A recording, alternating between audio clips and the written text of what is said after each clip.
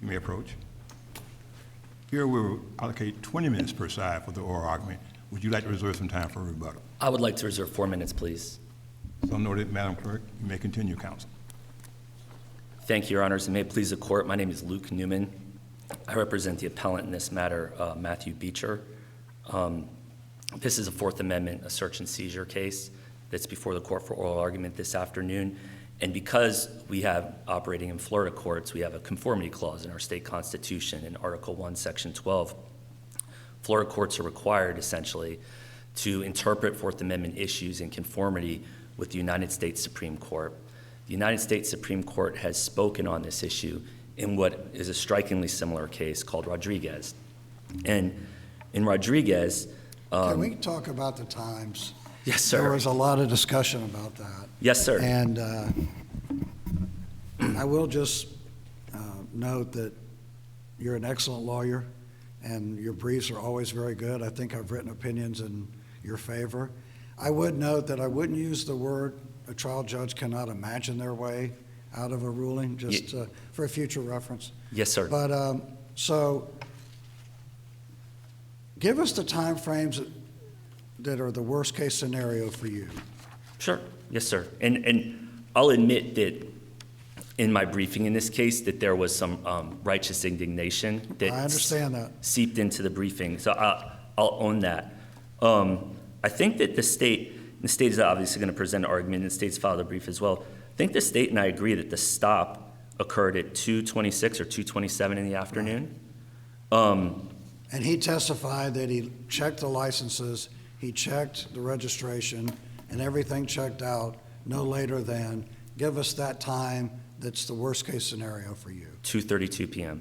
Nobody disagrees with that. I don't believe so. There's been, again, I'm hesitant to speak for the state, but there's been this idea that maybe the 2:32 p.m. only maybe the occupants checked out and the vehicle, or vice versa. I addressed this. Maybe I'll rely on my reply brief a little bit, and I addressed this that both the occupants and the Honda were, I'm going to say the word clean. That's kind of a colloquial term, but everything checked out. No warrants. Both had licenses. That's correct. In fact, I don't want to confuse the issue, because then when I agree that there might have been some righteous indignation in my briefing in this case, but then my brief also went up further and said that there were some other times in the record that made it look like there's something else, some other stuff happened, but I don't even think we need to get to that. Right. Because then the earliest possible time that the canine arrived on the scene is at 2:41 p.m. Right, and that's not in dispute, right? It's in dispute, I guess, if you read the appellant's brief. The appellant's brief, certainly, I suggest, and I'm arguing to the court, that the court reads this record. There's indications that detention lasted a lot longer than 9 minutes. But your argument is your worst case scenario is 9 minutes. Correct. And then let me take you, Judge Thomas, back to Rodriguez, okay? In Rodriguez, we had a detention on the side of the road in Nebraska or wherever it happened. I don't think there's any argument that 9 minutes is too long. Right, and so in Rodriguez, the detention was 7 to 8 minutes. Right. I mean, from the way I read the applicable law, there's no argument that 9 minutes is permissible. I agree with that. That's why I'm trying to hone in on the exact time frames. And I think so. And then I'll acknowledge also that Mr. Beecher's briefs that I wrote go on to show that there are some other factors. There's multiple other factors in this record that show that detention on the side of the road lasts a lot longer than 9 minutes. Before the dog got there. That's absolutely the record. Okay, if we were arguing that there was some imaginary timeline that was larger than 9 minutes, I would be here arguing that detention lasts a lot longer than 9 minutes. But if we can all agree, and I think in my initial brief I wrote about a best case affirmance scenario, right. I said there's 9 minutes. Well, Rodriguez says 7 to 8 is unconstitutional. Well, even if it's 1, it's still an unconstitutional detention, right? And the language that gets used, and I think the language comes directly from Rodriguez and some earlier cases that Rodriguez discusses, is there's no longer a concept of de minimis roadside detention, if that makes sense. It used to be a concept, a long time ago, there was a concept that in the that, if the dog took, under 15 minutes or so, there was this idea that you're stuck on the side of the road, you're not allowed to leave. But there was this idea that some kind of de minimis detention was constitutionally permissible. I understand that. I'm going to give you the Allen charge, which is unusual in the appellate courts. But give us the argument, in a sense, your weakest argument, not weakest, but what is the best argument against you on these 9 minutes? I mean, Is the state, I've gone through the briefs, obviously, but is there a real factual basis for concluding that it was less than 9 minutes? I don't see one. And let me make something else clear, because we're talking about 9 minutes, and we're going to wind up beating this to death, I believe. But the 9-minute, the radio call at 2:41, which is 9 minutes after 2:32, is en route. I mean, and then and I know I'll own this. I went overboard maybe in writing about this detention, writing about the stop, writing about the indications and the lack of indication about what might be going on. But the 9-minute radio call is en route. I mean, and so if Rodriguez says, So what is the state's argument, in your opinion, how it was less than 9 minutes? I don't think there is a state argument that's less than 9 minutes. And again, I'm reluctant to speak for my colleague I from the understand. state, but I think the state argument is there's essentially what I call avoidance arguments. I don't want to be too flippant, but the avoidance argument is, well, there might have been a traffic citation getting written. And that's the thing. Right, the officer testified he couldn't remember whether he was going to write one or not. Right. So let's talk about that. Sure. The stop is at 2:26 or 2:27. There's real no dispute about that, right? Yes, sir. I think we're in agreement on that. Right. Yes, sir. So by 2:32, what is his testimony that would constitute competent substantial evidence? Right. Go ahead with that. He said it was possible that he was writing a traffic citation. At 2:32. And then he said it was He- equally possible that he had no intention of writing a warning or a citation immediately after that. And it's on the continuation, one page to another of the transcript and the record. And then, but he also, and this is maybe something where oral argument can help us in this appeal specifically, because one thing I wanted to talk to you about is he actually told us. So when I referred to him, the officer, I'll get his rank wrong if I try to remember it, but his name was Cook. And he tells us, right? He told the lower court, something else was going on. I was continuing to investigate. He says that twice. And then he said specifically, I'm not sure specifically what I was doing.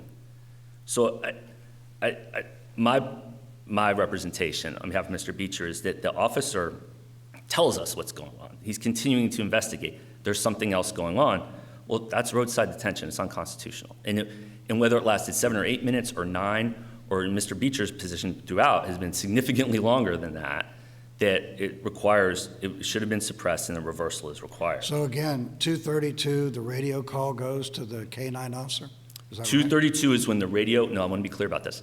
2:32 is when the radio call goes to the stopping officer, says they're clear, Right. that the car, 2:41 is the call to the K-9. and then I'm going to try and avoid getting into the indignation part of this, but 2:41 is when the K-9 officer says en route. And then his radio says he arrived 5 seconds later. There's a second radio call saying, I'm here, 5 seconds later. Now, he talks about this in But the, it doesn't matter to your argument. not at all. 2:41, 2:42, 7 minutes, 8 minutes, 9 minutes. I agree, Judge Thomas. I think we're on the same page there. And so, and let me go back to Rodriguez again. Because there's this period of time on the side of the road in which my client's not allowed to leave the scene of the stop, I want to go back to the language of Rodriguez. And Rodriguez says that the reasonableness of the seizure depends on what the police in fact do. And so we might be in a different case. We might have a different case if, for instance, we were in a scenario where the stopping officer said, well, here's a citation I was writing, but when we figured out there was all these bigger fish to fry, if you will, I wound up not issuing it. We might be, let me tell you right now, we would be in a different bowl of gumbo if we had that. We don't have that. I'm continuing to investigate. Something else is going on. I'm not sure what I was doing. There's no citation or warning. There's no draft of a citation or warning. So my client's position is at 2:32, the car is clear, the occupants are clear. There's no warrants. Everything checks out. There's kind of, if you will, two roads that can happen.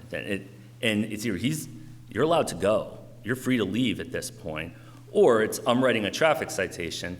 And if we're on the I'm writing a traffic citation road, then where's the traffic? And I'm sure. Right, if you're writing the citation and that takes 4 to 6 minutes, and he calls an officer and says, bring a dog while I'm writing this citation, that's permissible. And I would agree with that. And I think what we'd be back to in that scenario, that factual scenario, what we'd be back to is what the police in fact did. Because then we could say, Well, that's what they say on Rodriguez. right, that's the language from Rodriguez. And so I take that language from Rodriguez. I think everybody has professionally seen a Florida traffic citation. It's like half a page. And so if we're there in 9 minutes with the pen filling out a half-page form, the response to that would be, firstly, Well, that's a whole different argument. right. Then we're in a different. It's where's the. That'd be an argument that law enforcement was engaged in a subterfuge and they really weren't truly writing the ticket. They were stalling. It was some kind of bad faith and that's not what we have here. Not at all, because we have the testimony, and this goes back to the competent substantial evidence failure. We have this testimony about something else is going on. I'm continuing to And investigate. remind us again what the trial court found.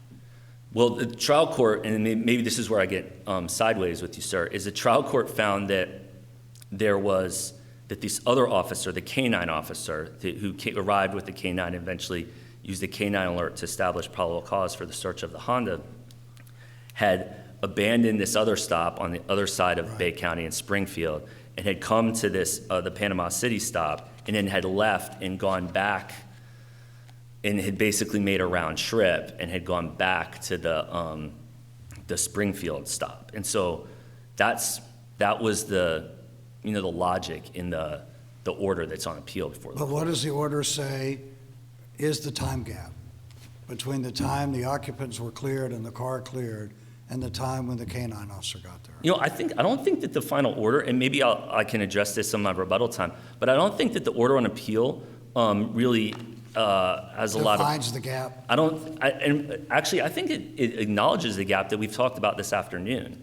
So I don't think that the order on appeal, my problem, my issue with the order on appeal was more of the finding about the round trip by the K-9 officer would have explained the radio traffic at the two different arrests that were 7 miles apart.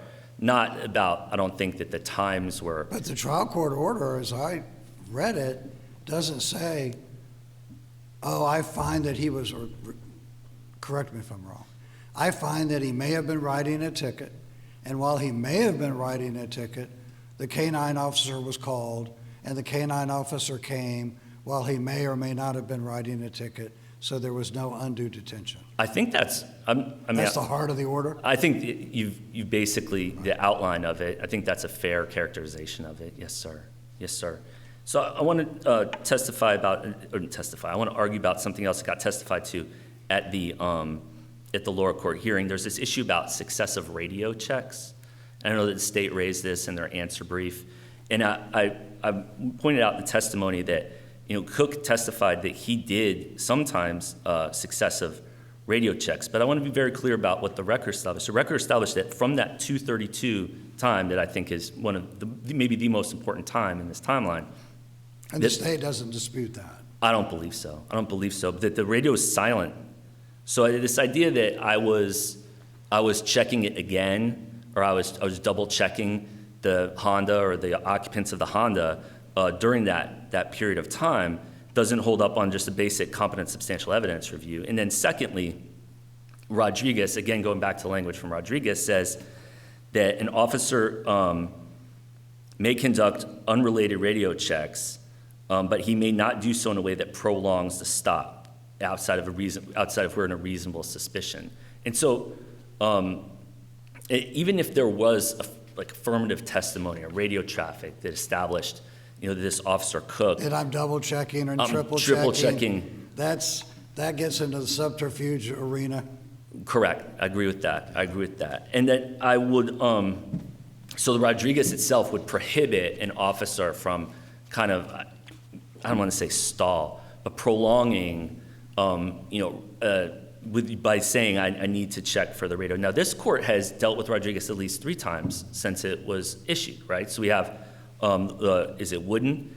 And then we have the Cowart-Darling decision. And most recently, we had a third one. And this court throughout has recognized Rodriguez and recognized his holding. Because there could be, so in that Cowart-Darling decision, there was some discussion about how that case was differentiated because they were in a reasonable suspicion posture there. And also that stop for Mr. Cowart-Darling was prolonged in part because the driver he didn't check out. He didn't have a license on his person. So here, tell us the significance, if any, and you may argue there's none, to the fact that, was it the passenger who was nervous? I think it was the driver, was the testimony. The driver was nervous, and I'll rely, going back to that, let me be clear. The state, Because there's no argument that that was PC or... correct, reasonable suspicion for more detention. So the state filed a closing argument after the lower court hearing and never addressed that. And in addition, even if that had been addressed, if we were addressing it here, let's say like for the first time, we're addressing it here, that nervousness in conjunction with the traffic stop wouldn't create a reasonable suspicion scenario that would permit additional roadside detention. So with that, I see him in my rebuttal time, and I will yield. Thank you, counsel.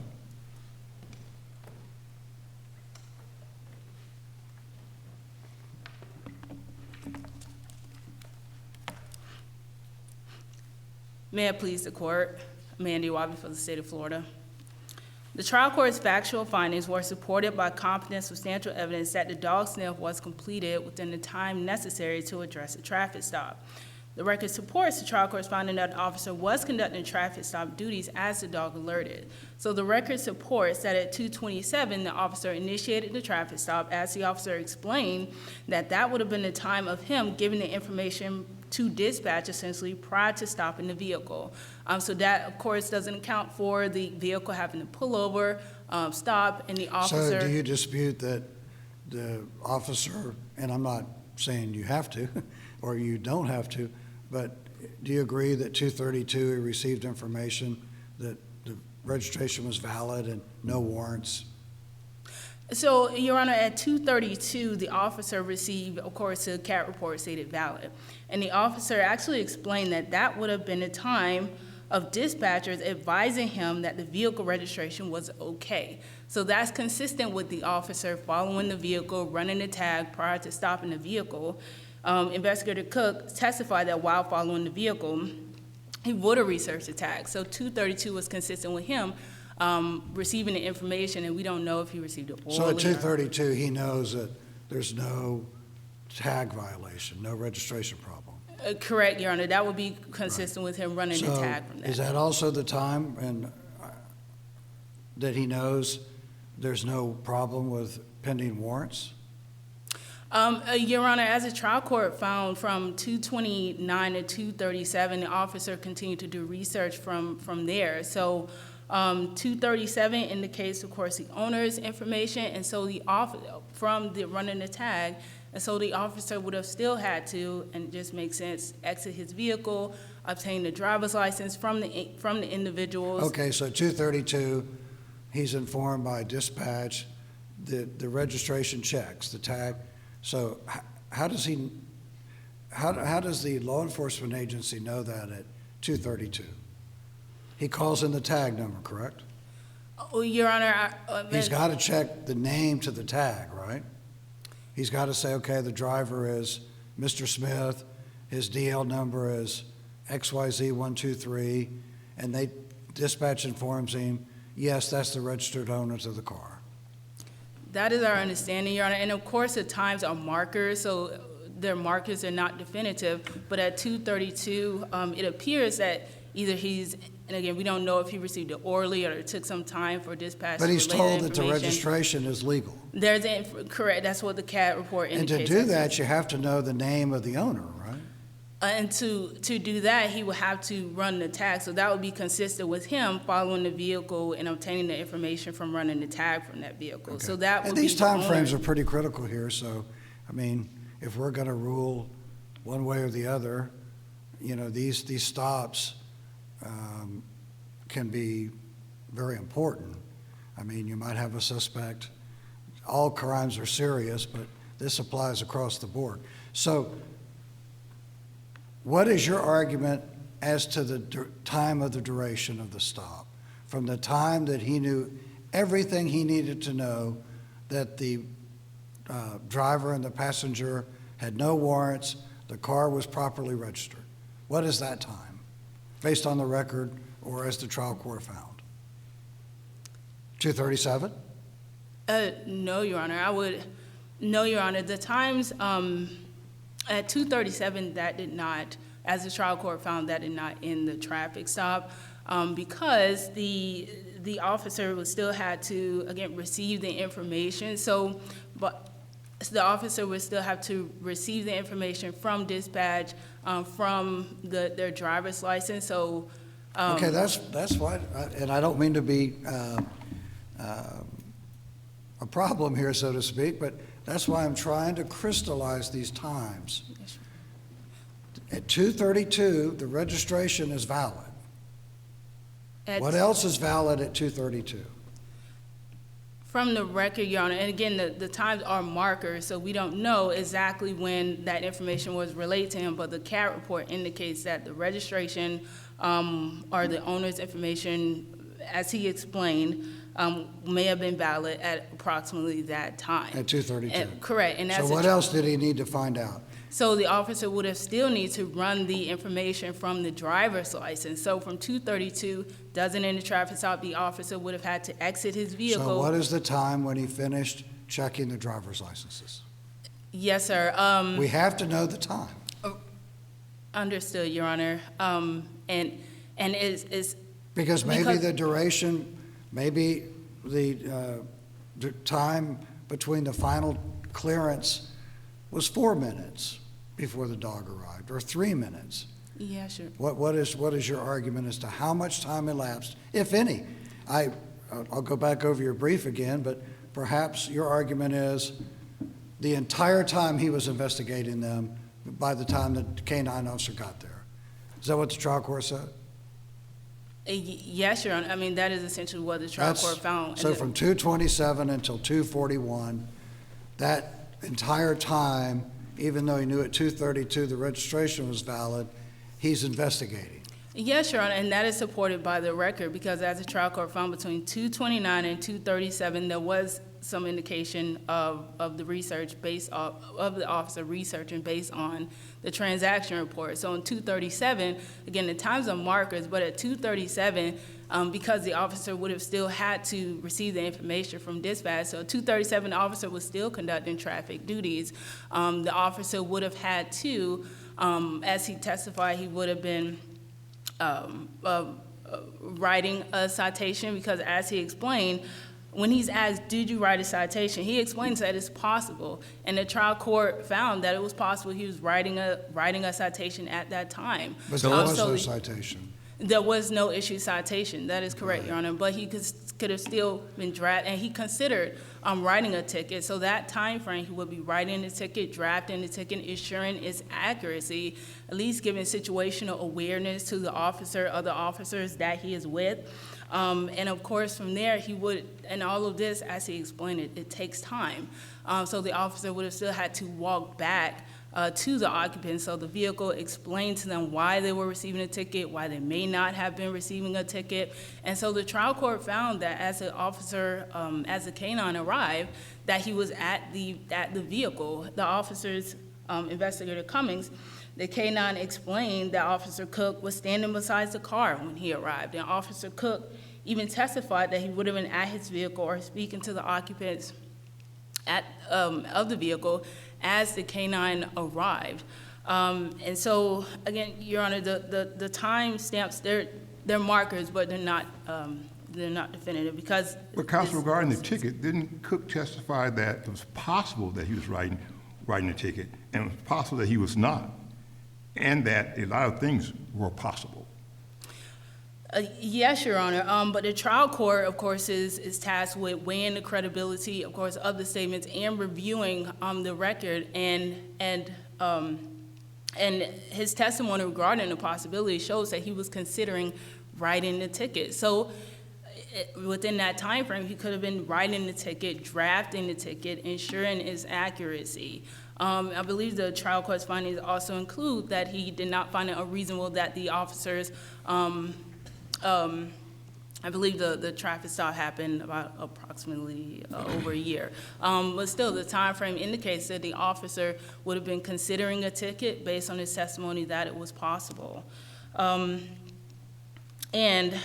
Of course, after writing the ticket, as explained, giving situational awareness to the officer he was with, going back to the occupants of the vehicle and explaining to them why they were receiving or why they were not receiving a ticket, and the K-9 officer arrived as he's explaining that to them. So the trial court's order and your argument is essentially that for 14 minutes, he's either writing a ticket or not writing a ticket. He's got clearance on the registration at 2:32. He's got clearance on no arrest warrants, in your argument, no earlier than 2:37. And so for 4 minutes more, that's just part of him making that decision about giving a ticket. That is. Because that's the time frame we're talking about, right? 2:27 to 2:41. Both sides don't, agree with that, right? 2:27 to 2:41. Yes, Your Honor, the stop was initiated at 2:27 and 2:41. 2:32, the registration's valid. Your argument is the warrants and other aspects are being checked on top of the registration, and that's cleared by 2:37. And so between 2:37 and 2:41, he may or may not be writing a ticket, he's talking to them, and then the dog shows up. That is correct, Your Honor, and time also must be given for the officer to receive the information. So yes, the transaction report provides for 2:37. Well, we know that's done by 2:37. And yes, Your Honor, and then the officer, of course, maybe that's coming in orally from dispatch, or he still has to review that information. So that is on the transaction report, but the officer, like he explained, still takes time, so he still has to review that information. And as we just discussed, he explained that he was considering writing the ticket, drafting the ticket. So throughout that time from 2:37 until, as the dog arrived, the officer continued to conduct traffic duties during that time. Your Honor, there's no indication, as the trial court found, that Investigator Cook in any way prolonged the traffic stop or abandoned the purpose of the traffic stop before the dog alerted. Investigator Cook testified that they weren't just sitting there detained and I'm sitting there doing nothing. And for the reasons stated today and in the state's answer brief, we ask that you affirm. Thank you. Thank you. Before you sit down, counsel, again, I'm sure this question has been asked for, but what's the state's position as to the time the purpose of the traffic stop was complete? Yes, The Your Honor, purpose. so, I'm sorry, Your Honor? The purpose of the traffic stop. The purpose of the traffic stop. Based on the record, as the trial court found, the officer arrived at, the K-9 arrived at approximately 2:40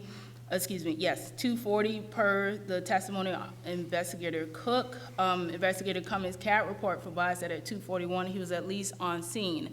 And so, of course, the dog walks around the car and alerts at that time. So once the dog alerted, the officer at that point, of course, just decided to, at that point, abandon the traffic ticket at that time. So by at least 2:44, the officer, the individual was Mirandized. So the state position is that, of course, before 2:44, the traffic stop was essentially completed, Your Honor. Thank you, counsel. Yes, Your Honor. And we ask that you affirm. Thank you.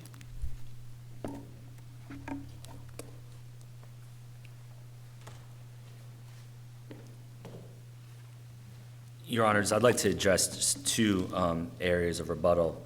And I'm going to point, Your Honors, to some pages in the record here.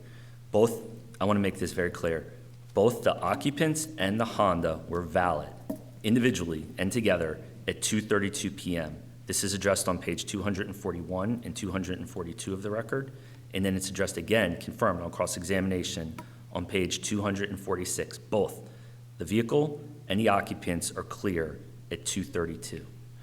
And when I say that, I want to then refer to something we talked about earlier, which is in this period of time, this disputed period, it was then acknowledged that the radio is silent.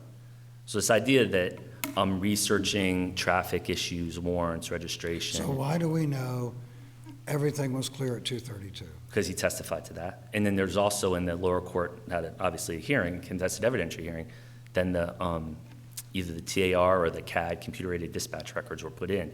So there's some portions of the record where we could get into this kind of conflict between testimony from an individual and objective computer-generated, most of the time we get here, I think, when it comes to video versus live testimony. Here we have CAD, the CAD transmissions. If there's an argument that butts up against live testimony. So the CAD transmission at 2:32 is clear? That's, yes, sir, and it's And he- objective. And he sees that, obviously. He receives that. Right, yeah. He and doesn't testify, I didn't receive it, or I wasn't looking at that point, I didn't see it till later. There's no testimony to that effect. And then, so let me go to something else here, because this was addressed just now as well. There's this idea that, this objective computer-generated dispatch report, it's not accurate, or we're trying to fight the timeline here because, and I'm gonna read to you what the testimony said about, because there was a dispatcher who was called as a witness in this case. So the defense called in the dispatcher from the county, and what she testified to was, if there is a delay, they should normally make a note of that, but normally they try to record the information as here, the court reporter got the word here, I'd suggest it's supposed to be near, as quickly as they can. And that's on page 287 of the record. So the idea that, this CAD information was brought in, but it's just an idea, it's just a generalized. An estimate. Right, no, this was addressed at the testimony below. So to the extent that the lower court's order, the order on appeal before this court, conflicts with that, Mr. Beecher's position is that there's a competent substantial evidence failure and that this court is required to reverse. And with that, I'll submit Mr. Beecher's case and rely on my briefs for anything further. Thank you. Thank you, counsel, for your respectful oral arguments this afternoon. This concludes our oral arguments for this afternoon. We are adjourned. All rise.